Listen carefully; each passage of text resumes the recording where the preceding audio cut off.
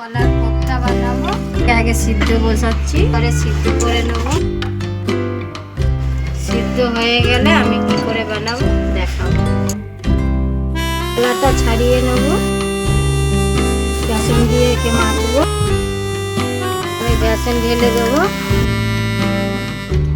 একটু আদার পেস্ট ঢেলে দেবো, একটু রসুনের পেস্ট ঢেলে দেবো, পেস্ট ঢেলে নেবো, একটু গুঁড়ো লঙ্কা ঢেলে নেবো, মরিচ ঢেলে দেবো, একটু নুন ঢেলে দেবো,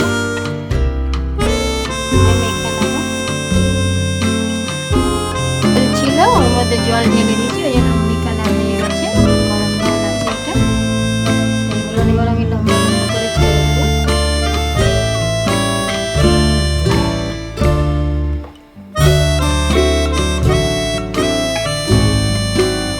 কেটে নেবো, কলাটা কেটে নেবো, কোপ্তাটা কেটে নেবো ছোট ছোট পিস করে। একে আমি তেলে ভেজে নেবো। এবার আমি তেল গরম হয়ে গেছে, তেলে ছেড়ে দেবো, ভেজে নেবো।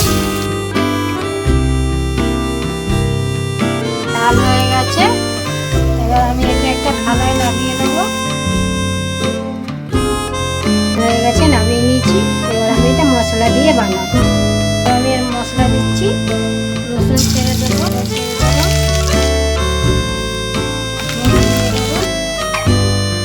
এবার আমি হলুদ দিয়ে দেবো, গুঁড়ো লঙ্কা দেবো, মরিচের গুঁড়ো দিয়ে দেবো,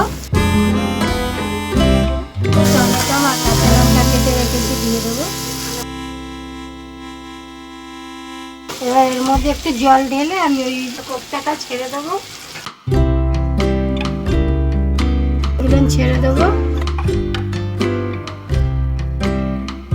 আমি এটা ফুটলে নামিয়ে নেবো, একটু গরম মশলা ছিটিয়ে নামিয়ে নেবো। আবার নামিয়ে নিলে একটু চাট মশলা। আমার হয়ে গেছে কলার কোপ্তা। এবার আমি এর মধ্যে গরম মশলা দিয়ে দেবো।